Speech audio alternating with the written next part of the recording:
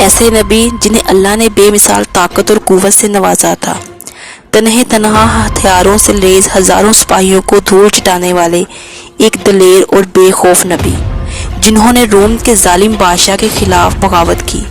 اس دلیر بندے کو آپ کی بیوی نے ہی کیوں فریب دیا اور اس کا کیا انجام ہوا؟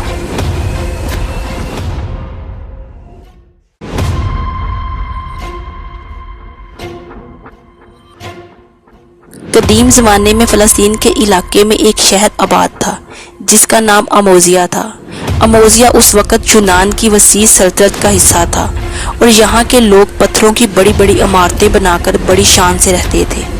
یونانی مذہب اور عقائد یہاں کے لوگوں پر بہت زیادہ اثر انداز تھی، لہٰذا وہ ستاروں، پتھروں اور یونانی دیوتاؤں کے بت بنا کر ان کی پوجا کیا کرتے تھے۔ ان کے مذہبی رہنماؤں نے مختلف دیوتاؤں کے نام رکھے ہوئے تھے، جن میں بارش، طوفان، سورج، چاند، رزق اور طاقت کے الگ الگ دیوتا تھے۔ لوگوں کو متاثر کرنے کے لیے انہوں نے ان دیوی دیوتاؤں کے متعلق نہایت ہی عجیب و غریب کہانیاں مشہور کر رکھی تھی۔ اموزیہ کے لوگ ان دیوی دیوتاؤں کے افسانوں کو بہت ہی دلچسپی سے سنا کرتے تھے اور ان کے عقیدت مند تھے۔ شہر اموزیہ کے بادشاہ کا نام فتا تھا۔ وہ نہایت ہی ظالم و جابر انسان تھا۔ جو کوئی بھی بادشاہ کا حکم نہ مانتا وہ اسے بے رحمی اور اذیت کے ساتھ مار ڈالتا۔ وہ معمولی باتوں پر لوگوں کو قیدی بنا لیا کرتا تھا۔ فتا نے بحر روم کے کنارے ایک بہت بڑا محل بنوایا تھا جہاں وہ ہر سال اپنے دیوی دیوتاؤں کو خوش کرنے کے لیے جشن منایا کرتا تھا، جس میں خوب ناچ گانے، رقص، آتش بازی، یہاں تک کہ زنا کاری بھی ہوا کرتی تھی۔ اس عمارت کے بڑے بڑے ستون تھے اور وہ دور سے ہی نظر آتے تھے۔ بادشاہ کے پاس 6000 سپاہیوں کا ایک طاقتور اور تربیت یافتہ فوجی لشکر تھا۔ فتا کو اس بات کا غرور تھا کہ اس کے پاس ایک ایسی لشکر ہے جسے دنیا کی کوئی بھی فوج شکست نہیں دے سکتی۔ شہر اموزیہ کے گرد و نواح میں چھوٹے بڑے دیہات اور گاؤں آباد تھے، جن میں بنی اسرائیل کے مختلف یہودی قبیلے بھی بسے ہوئے تھے۔ وہ غریب لوگ تھے اور کھیتی باڑی کرنے کے ساتھ بھیڑ بکریاں پال کر گزارا کرتے تھے۔ فتا کے سپاہی اکثر ان دیہاتوں پر حملہ کرتے اور ان کے بھیڑ بکریاں، مال، زیور لوٹ لیتے۔ ظلم کی انتہا یہ تھی کہ وہ یہودی مردوں کو بھی قتل کر دیتے تھے اور عورتوں کو اپنی کنیز بنا لیتے اور ان پر طرح طرح کے ظلم ڈھاتے۔ بنی اسرائیل کمزور تھے اور فتا کے لشکر کو شکست نہ دے سکتے تھے۔ بنی اسرائیل اللہ تعالیٰ سے دعا کرتے اور اس ظلم سے نجات کے لیے گڑ گڑایا کرتے۔ آخرکار ایک دن یہودیوں کے تمام بزرگ ایک جگہ جمع ہوئے اور یہ مشورہ کیا کہ فتا کے خلاف ایک ایسا شخص کھڑا کیا جائے جو اس کے غرور اور طاقت کو چکنا چور کر دے۔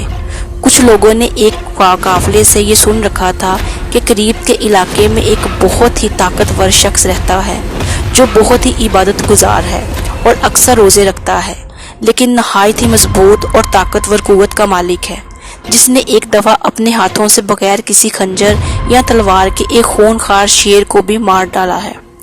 چنانچہ بنی اسرائیل کے لوگوں نے یہ فیصلہ کیا کہ ہم سب اس شخص کے پاس جا کر فتا کی شکایت کریں گے اور اس سے یہ گزارش کریں گے کہ وہ ہماری مدد کرے۔ دراصل یہ شخص اللہ کے پیغمبر حضرت شمعون علیہ السلام تھے۔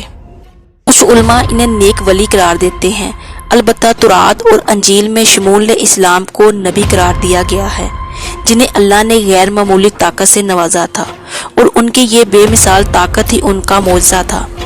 مورخین کے مطابق شمعون علیہ السلام خود یہودی تھے اور آپ کا تعلق بنی اسرائیل کے قبیلہ بہرحال جب یہودی شمعون علیہ السلام کے پاس پہنچے اور فتا کے ظلم کے متعلق بتایا تو آپ نے اسلام نے اس ظلم کے خلاف لڑنے کا فیصلہ کر لیا اور ان مظلوم لوگوں کے مسیحا بن گئے۔ پہلے تو حضرت شمعون علیہ السلام فتا کے دربار میں تشریف لے گئے اور اس کے پیروکاروں کو دین کی دعوت دی۔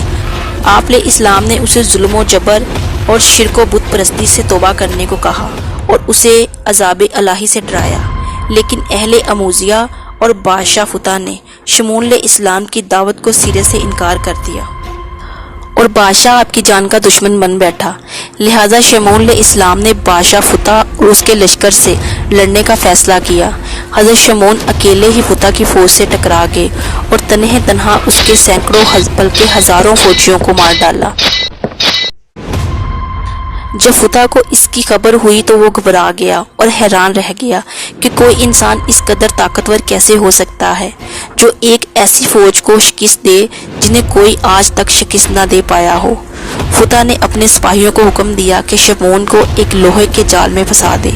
لہذا جب دوسری مرتبہ جنگ ہوئی تو سپاہیوں نے حضرت شمعون علیہ السلام کو جال میں پھنسا دیا، لیکن شمعون علیہ السلام اس قدر طاقتور تھے کہ آپ نے اس لوہے کے زنجیر نما رسیوں کو بھی توڑ ڈالا۔ حضرت شمعون نے فتح اور اس کے فوجیوں کو خبردار کیا کہ اگر انہوں نے عام لوگوں پر ظلم و ستم بند نہ کیا تو اس قدر نقصان اٹھاتے رہیں گے اور تباہ و برباد ہو جائیں گے۔ اب شمعون علیہ السلام یہودیوں کے مسیحا بن چکے تھے اور پورے روم یونان میں آپ کی شہرت عام ہو چکی تھی۔ اب جہاں کہیں بھی فتح کی فوج ظلم کرنے جاتے، شمعون علیہ السلام وہاں پہنچ جاتے اور انہیں وہاں سے مار کر بھگا دیتے۔ کہتے ہیں کہ شمعون علیہ السلام ہر سال تقریباً 4 مہینے برابر فتح کی فوج سے جنگ و جہاد کرتے اور باقی وقت عبادت الہی میں مشغول رہتے۔ روایت ہے کہ شمعون علیہ السلام کی بیوی نہایت ہی نیک اور پارسا عورت تھی جو آپ کی حمایت کیا کرتی تھی۔ کافروں نے آپس میں مشورہ کیا کہ شمعون کی بیوی کو فریب دے کر ہی انہیں شہید کیا جا سکتا ہے، لہٰذا حضرت شمعون کی غیر حاضری میں بادشاہ اموزیہ کا وزیر آپ کی بیوی کے پاس آیا اور کہنے لگا کہ بادشاہ فتح انہیں اپنی ملکہ بنانا چاہتا ہے اور عیش و عشرت کی زندگی دینا چاہتا ہے، لیکن اس کے لیے تمہیں یہ کام کرنا ہوگا کہ اپنے شوہر شمعون کو کسی بھی طرح سے مارنا ہوگا۔ چنانچہ کافروں کے فریب میں آ کر وہ راضی ہو گئی اور اس کے دل میں مال و دنیا کی لالچ جاگ اٹھی۔ ایک رات حضرت شمعون کی بیوی نے سوتے وقت حضرت شمعون کو ایک زنجیر میں باندھ دیا۔ جب حضرت شمعون اٹھے تو ہاتھ پاؤں اٹھتے ہی زنجیر ٹوٹ گئی۔ اس بات کی خبر بادشاہ کو پہنچی کہ شمعون نے زنجیر کو بھی توڑ ڈالا ہے اپنی طاقت سے۔ تب بادشاہ بولا کہ لوہے کی زنجیر سے مضبوط کوئی چیز نہیں ہو سکتی۔ چنانچہ کچھ دنوں بعد جب حضرت شمعون علیہ السلام لڑائی سے واپس آئے تو اپنی بیوی کے ساتھ باتیں کر رہے تھے۔ تب آپ کی بیوی نے آپ کی قوت اور طاقت اور لڑائی کی باتیں شروع کر دی۔ باتوں ہی باتوں میں آپ کی بیوی نے پوچھا کہ اے حضرت، میں نے آپ کو رسی اور لوہے کی زنجیر سے باندھ کر آزمایا پر آپ نے دونوں چیزوں کو توڑ ڈالا، بھلا کوئی ایسی چیز بھی ہے جسے آپ کو باندھ کر رکھا جا سکے؟ تب حضرت شمعون نے کہا کہ ہاں، ایک ایسی چیز ہے، میرے سر کا بال، جسے اگر مجھے باندھ دیا جائے تو میں اسے توڑ نہیں سکتا۔ لہذا جب رات ہوئی اور حضرت شمعون علیہ السلام سو گئے تو آپ کی بیوی نے آپ کے بالوں کو کاٹ دیا اور انہی بالوں کو رسی بنا کر آپ کے ہاتھ پاؤں کو مضبوطی سے باندھ دیا۔ جب وہ نیند سے اٹھے تو اپنی بیوی سے پوچھا کہ مجھے کس نے یوں باندھ رکھا ہے؟ تو بیوی نے کہا کہ میں نے باندھا ہے۔ حضرت شمعون نے کہا اگر میں ذرا سا بھی ہلوں یا زور کروں تو میرے جسم کی تمام ہڈیاں درہم برہم ہو جائیں گی، لیکن آپ کی بیوی نے شاہ اموزیہ کو اس بارے میں پہلے ہی خبر دے دی تھی۔ بس اس رات بادشاہ کے سپاہیوں نے آپ کے گھر کو چاروں طرف سے گھیر لیا۔ انہوں نے شمعون علیہ السلام کی آنکھیں نکال لی اور زبان کاٹ کر انہیں بادشاہ کے دربار میں لے گئے۔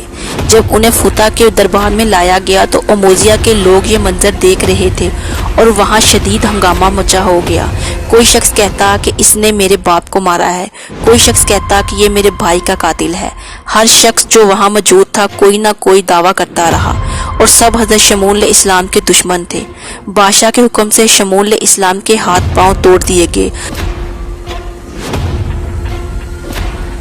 اور انہیں اٹھا کر دریا کے کنارے ڈال دیا گیا۔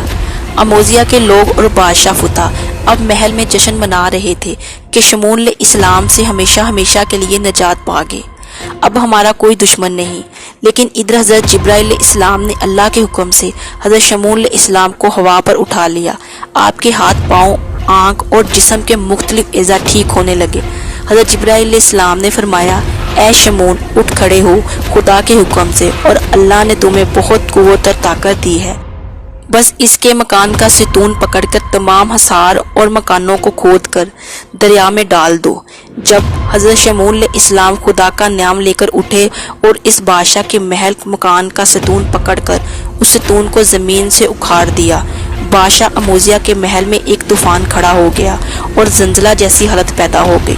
اہل اموزیہ ہلاک ہو گئے اور بادشاہ بھی وصل جہنم ہوا۔ اس کام سے فراغت پانے کے بعد حضرت شمعون علیہ السلام اپنے گھر کی طرف روانہ ہوئے۔ شمعون علیہ السلام نے وہاں اپنی بیوی کو پایا تو یہ ارادہ کیا کہ اسے قتل کر دے، لیکن جبرائیل علیہ السلام نے اللہ کے حکم سے فرمایا، اے شمعون، اللہ فرماتا ہے کہ تم اپنی بیوی کو قتل نہ کرو اور نہ ہی کسی طرح کی اذیت اور سزا دو، کیونکہ اس نے نادانی میں یہ سب کچھ کیا، اور عورت تو ناقص العقل ہوتی ہے۔ بس اموزیہ کے تخت اور بادشاہی کی شراکت میں دی ہوئی لالچ میں آ کر اس نے اموزیہ کی اصلاح میں یہ سب کچھ کیا تھا، لیکن اب اس نے توبہ کر لی ہے اور ندامت کے آنسو بہائے ہیں۔ بس تم اپنی بیوی کی غلطی کو معاف کر دو اور اس کے ساتھ پیار و محبت سے رہو۔ شمعون علیہ السلام کے اس تاریخی واقعہ سے ہمیں یہ سبق ملتا ہے کہ اگر اللہ نے کسی شخص کو کسی خاص صلاحیت سے نوازا ہے تو اسے اپنی اس خوبی یا صلاحیت کو دوسروں کی مدد کے لیے صرف کر دینا چاہیے، کیونکہ یہی بندگی اور خلق خدا کی خدمت کا بہترین طریقہ ہے۔ جس طرح حضرت شمعون علیہ السلام نے اپنی طاقت کو ظالم بادشاہ اور اس کی فوج کے خلاف استعمال کیا، وہ بنی اسرائیل کی مدد کرنے کا فیصلہ کیا۔